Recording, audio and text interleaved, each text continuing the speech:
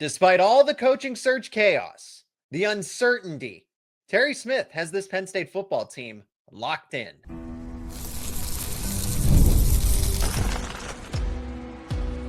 You are Locked On Nittany Lions, your daily podcast on the Penn State Nittany Lions. Part of the Locked On Podcast Network, your team every day. Happy game day, everybody. My name is Zach Seyko, and I'm your host of Locked On Nittany Lions. As always, your daily source for all things Penn State sports. We are part of the Locked On Podcast Network, the number one sports podcast network out there. We're going to give predictions. This is my game preview show for Penn State versus Nebraska. Predictions, keys to the game, why both teams could win. That is a pretty decisive spread for Penn State, being 7.5 points as it stands at the time of this recording. Why is Nebraska an underdog at such a significant underdog at 7-3? Penn State's 4-6. Home field advantage is one thing, right? But is that the end all be all? Where this Penn State team is right now, despite the coaching search, all the uncertainty, Terry Smith has this group absolutely locked in. But we're going to talk about the coaching search, right? Where does everything stand right now, despite Penn State having a football game? Let me know your thoughts down in the comments section. Give me your score prediction. I want to know your score predictions out there. So beginning with Terry Smith, this group, Drew Aller lost for the season, gave an interview. Surprised that happened, actually. But it really gives a perspective into how this team is operating right now. I think they're playing loose. I think they are playing with a bit of a chip on their shoulder. And you're finally starting to see the changes materialize because on paper, this is not a bad football team. Okay. When you still look at the roster, right? Ethan Grunkemeyer is a former top 10 quarterback recruit. You still have Nicholas Singleton and Kaytron Allen, specifically Kaytron Allen, who's going for the rushing record this weekend. Also, Singleton can go after the rushing touchdown record that Saquon Barkley holds. But you have a team that does, like I said, has the infrastructure there. Good quarterback, even better running backs. The offensive line still is what it is. The wide receivers, you're seeing progress, right? Trevor Pena is getting better. Kobe Howard mixing into the rotation a little bit. And then on defense, it's the collective parts of this team where Terry Smith made the change. He pivoted and said, we're going with Kaytron Allen as the feature running back. Yes, we're still going to get Singleton a good amount of snaps, but this offense is going to run through literally Kaytron Allen. Offensive line starts to settle in. You see when you open up the passing game, Terry Smith, honest, transparent, a little bit of humor mixed in as well, but saying that I wish we could have figured out how to throw the ball downfield a little bit sooner. And coach, I'm going to be honest with you. It's great to see the transparency, but I get what you're saying under the circumstances that, right? It's a tongue-in-cheek type of moment.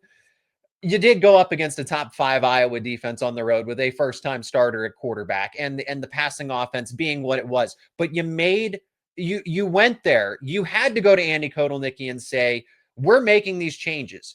You need to call better plays. You need to scheme up something different that allows our first-time starting quarterback to succeed, that gets Trevor Pena into successful situations, that rotates the players in based on what we're seeing in limited situations like a freshman in Kobe Howard.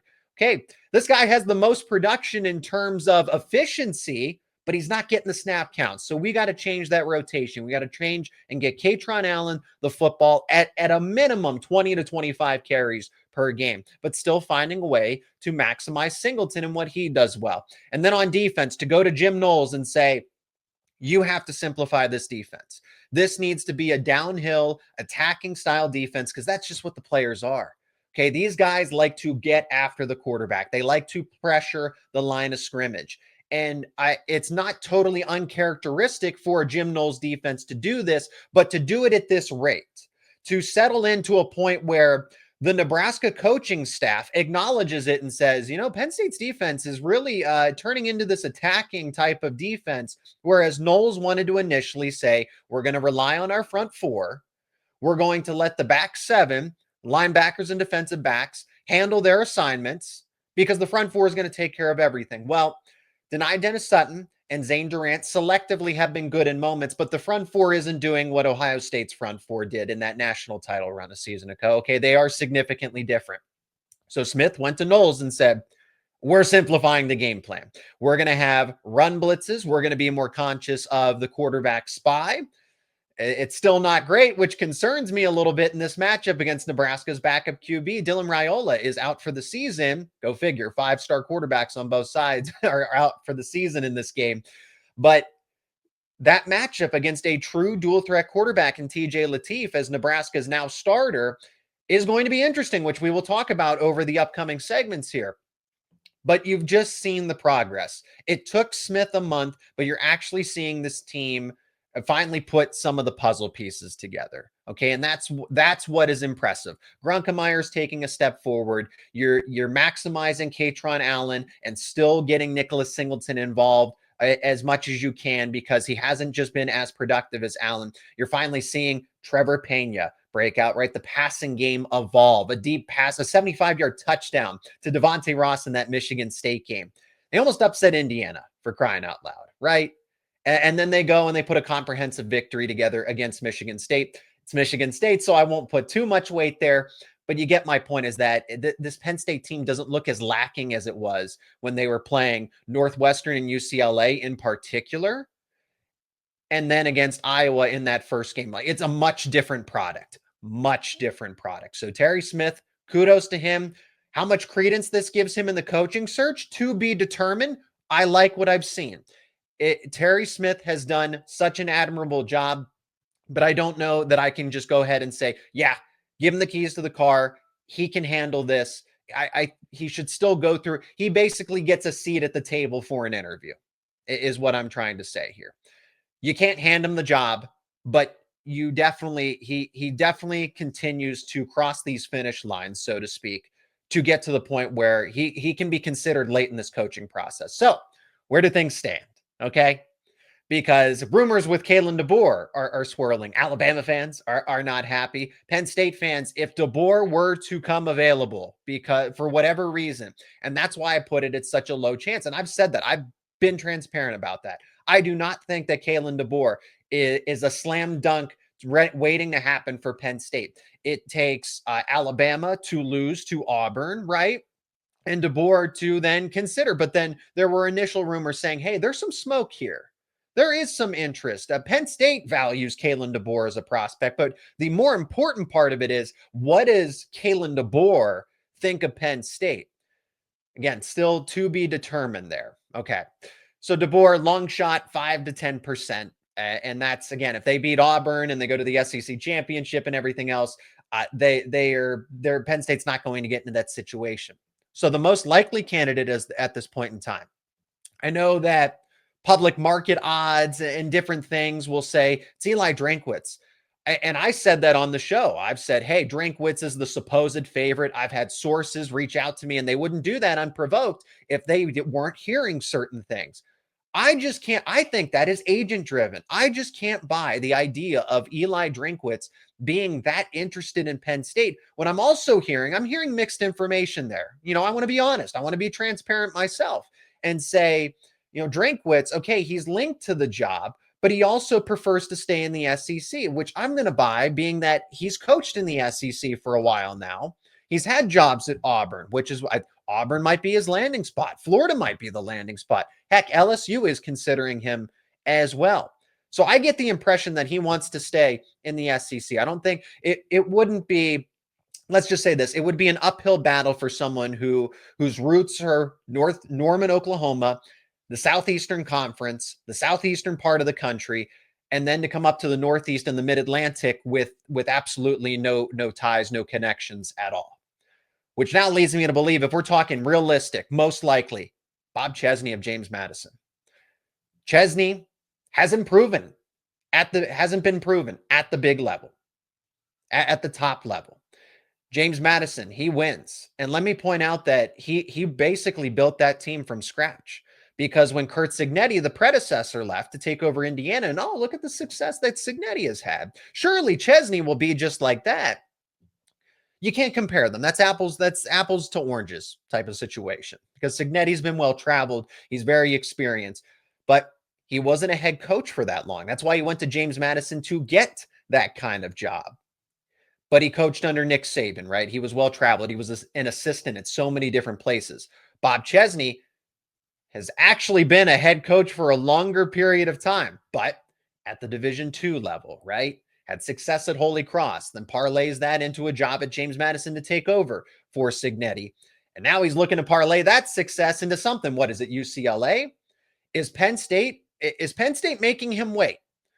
That's what I want to focus on, or what I'm watching for. Is Penn State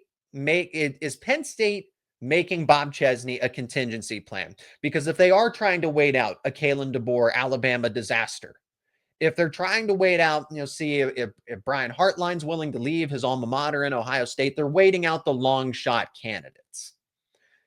Bob Chesney, as a speculative, I'm not reporting that, that's strictly my opinion, as a backup plan, okay, well, I think that's a pretty good backup plan, and maybe you start to consider him your primary plan. I'm okay with letting him prove that he can succeed at this level. He's shown me enough success, and again, building from scratch, utilizing the transfer portal, instant success at these lower levels, and give him the counterparts, give him the staff to help him succeed. Don't make him do it all on his own. So Bob Chesney, while it's not going to be the most overwhelming hire, would still check a lot of boxes in my book and would be a good to great hire because of the upside, because of the potential that he has. That's the synopsis on Penn State for any Nebraska viewers are here. That's pretty, it's the same, it's on repeat again for all of my Penn State followers here. But Nebraska, okay, we'll get into the scouting report there because this is a team that is 7-3, lost its starting quarterback for the season, and is a touchdown underdog here. Well, we'll get into that and why coming up next here on Locked On Nittany Lions. This episode is brought to you by Gametime. College football, we all love it. The tailgates, the rivalries, the energy in the stands. There's just nothing like it. But let's be real, actually getting tickets can feel like more of a battle than the game itself. Endless queues, hidden fees, prices jumping at checkout. That's why you got to use Gametime, the app that gives the advantage back to the fans. It's the easiest way to score last-minute tickets at the best prices with no surprise fees. What you see is what you pay. You can pull up Gametime, and in just a couple of taps, you'll see amazing deals. I'm talking about your favorite college football games for as low as $25. And one of the cool features about Gametime is the point of view that you get when you use Gametime. So if you've never been to a stadium, you've never been to a venue, you can select the seats and you'll see ahead of time what your POV is going to be. So take the guesswork out of buying college football tickets with Gametime. Download the Gametime app, create an account, use code LOCKEDONCollege for $20 off your first purchase. Terms apply. Again, that is promo code LOCKEDONCOLLEGE for $20 off. Swipe, tap, ticket, go. Download Gametime today. Still on the way in this show, I'll give you my predictions, keys to the game in the third segment here. Let's have a deep dive into Nebraska here. The Cornhuskers coming into this one 7-3, certainly underwhelming for their expectations. I think they expected, and I've said this already, that this game was supposed to be a lot more consequential than it is now. 4-6 Penn State against 7-3 Nebraska.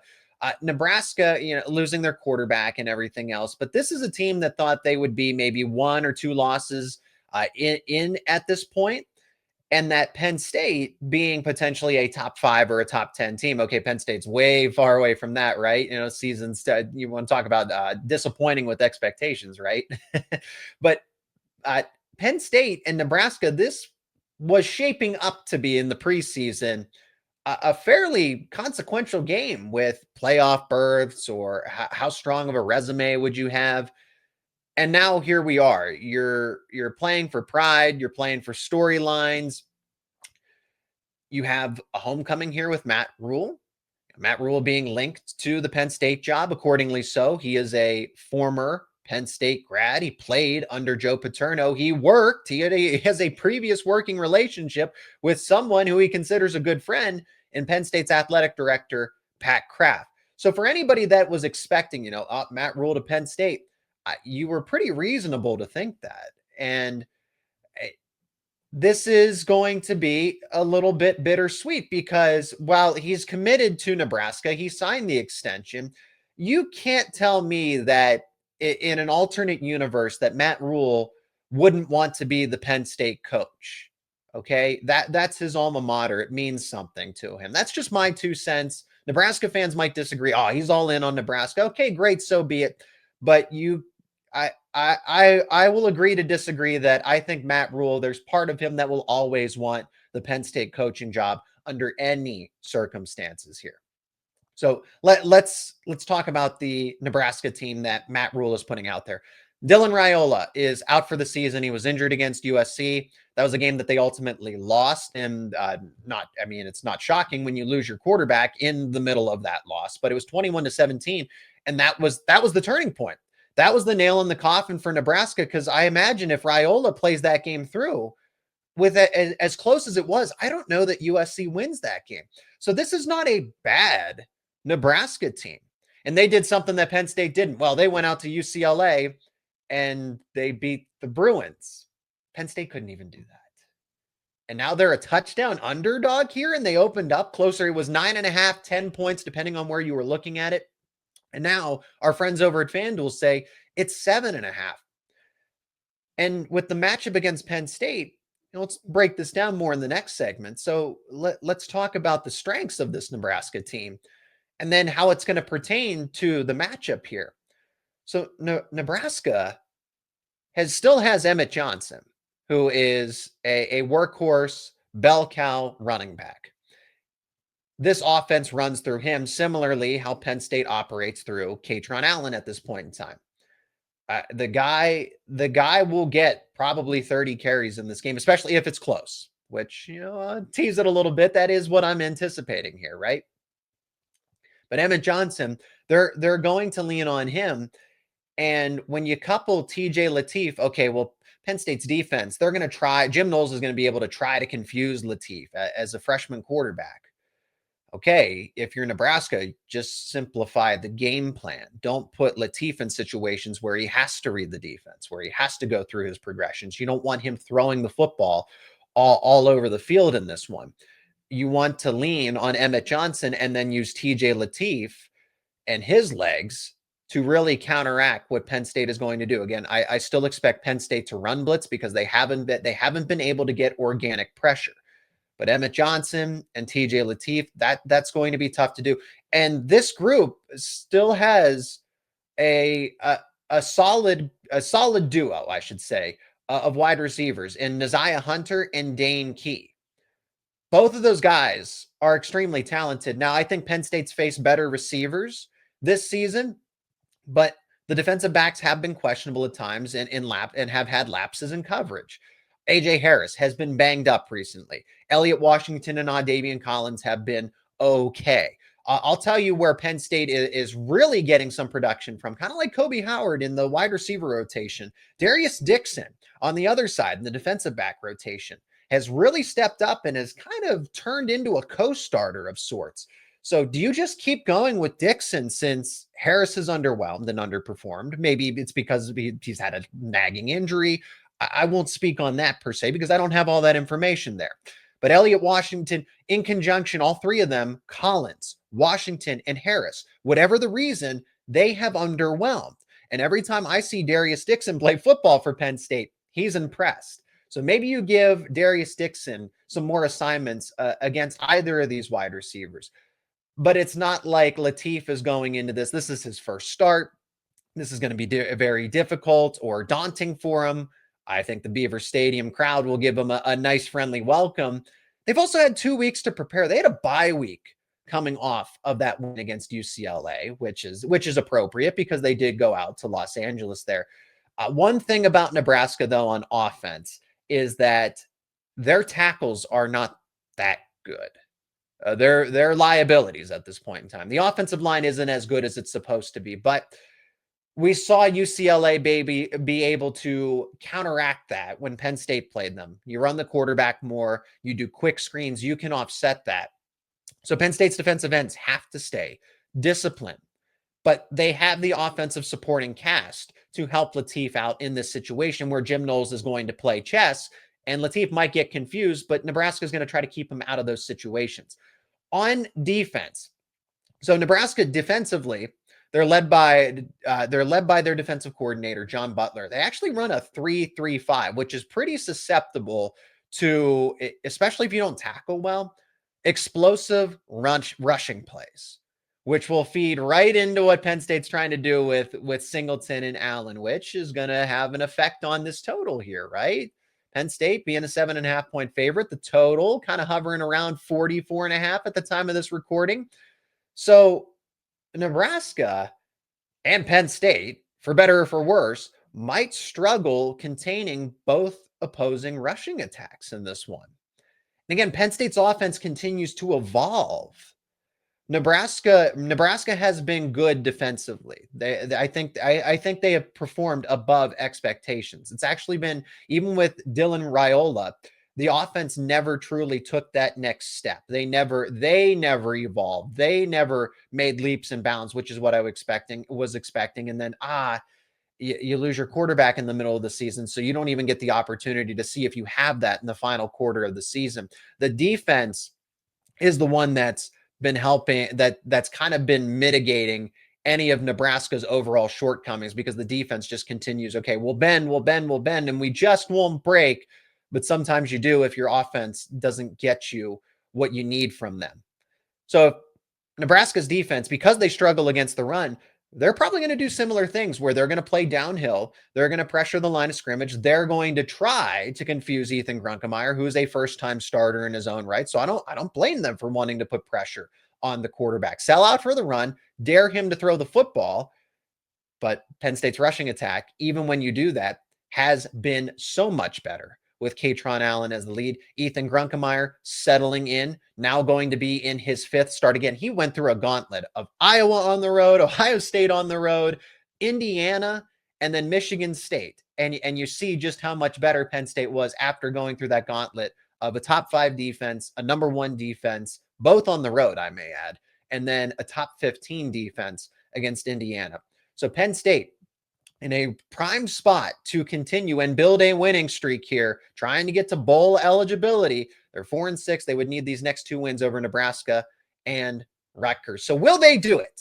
Will the Nittany Lions, again, because it's a pretty decent spread there, but Nebraska is, I think they're catching a lot of points here. We'll talk about it and what it means, what's going to happen here on Penn State senior night, coming up next here on Locked On Nittany Lions. And this episode is brought to you by FanDuel. The NBA is back, and there's no better place to get in on the action than with FanDuel, the official sports betting partner of the NBA.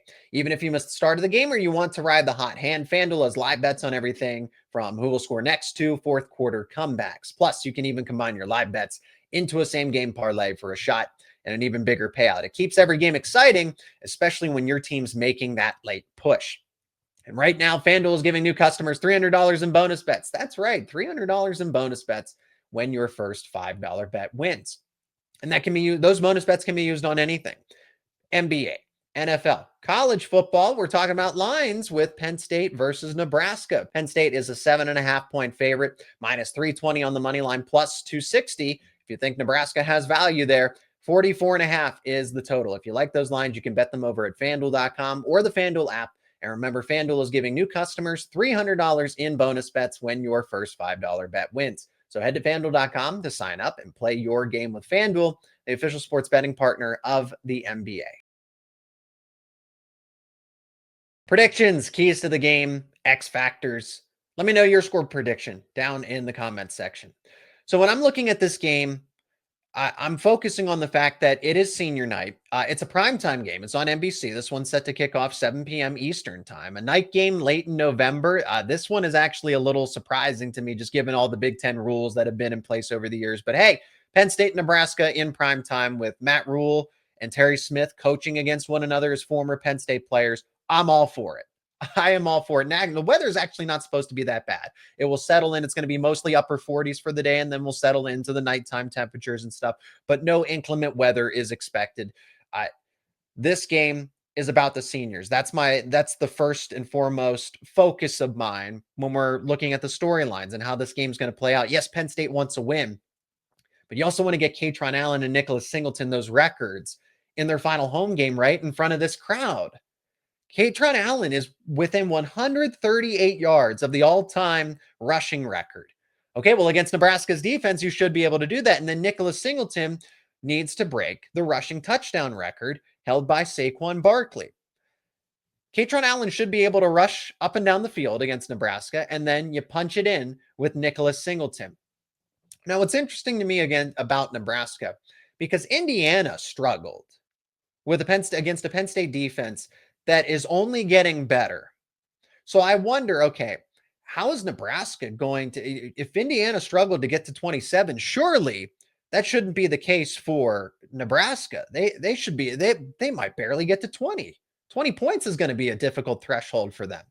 Well, again, Mendoza for Indiana, more of a passing quarterback. Sit back in the pocket when he used his legs when he had to, and it did translate to a touchdown and some third down conversions, I might add. So mobile quarterbacks or quarterbacks when they move outside of the pocket, still the kryptonite for Penn State. You have TJ Lateef. You can use him. You can use him in a variety of ways in conjunction with Emmett Johnson.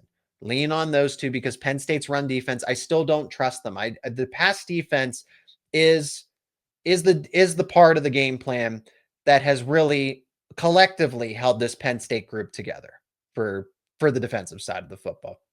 They don't allow that many yards through the air, probably because they're letting up a sizable number of yards on the ground.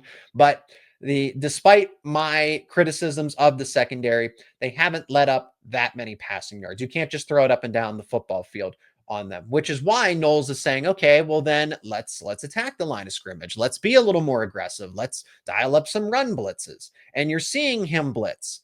So Nebraska's going to have to get the football out quickly. They're going to have to design key run plays. The offensive line is going to have to hold up enough to get this team to move up and down the football field.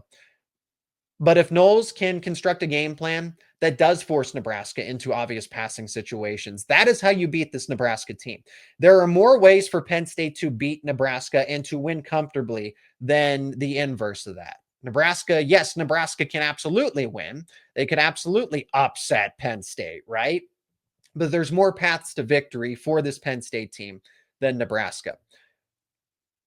All Penn State has to do, get Nebraska into obvious passing situations, and then just continue to run the football because, again, Nebraska doesn't defend the run very well. I still think this one is a close one. I think that bye week matters a ton. You also got TJ Lateef. He played against USC. He had a full game under his belt against UCLA, where, again, they were able to get into the upper 20s when it came to scoring. I still think Penn State wins. This game's going to mean a ton to Matt Rhule. Matt Rhule's going to put everything he has into his game plan, especially when there's really not anything to lose, right? You're not backdooring your way into the playoffs. This isn't a totally consequential game. It's really about style points, right? Do you want to continue the momentum if you're Nebraska and build for the future? Terry Smith to do as much damage control as possible and, again, ride off into the sunset potentially, or does he retain the job, right? But right now he's a hero at Penn State, and the more wins you add, the more you become a hero in Penn State history. So I say Penn State 27-24. I'm really looking at it from 1,000 feet above, from the storylines, the emotions, what it means for both teams, what kind of statement you can make going into the future. But this is about being a memorable night for Penn State, which is why I can see Nebraska trying to sneak its way back in, because Penn State's going to have an agenda here. Again, get Allen to break his record, get Singleton to break his record, the seniors having a collective good game. So I imagine deny Dennis Sutton, especially in those tackle matchups. This is a real statistic, 12 pressures on 23 pass rush attempts against Michigan State. So this game is about, again, sending the seniors off in the most memorable way possible.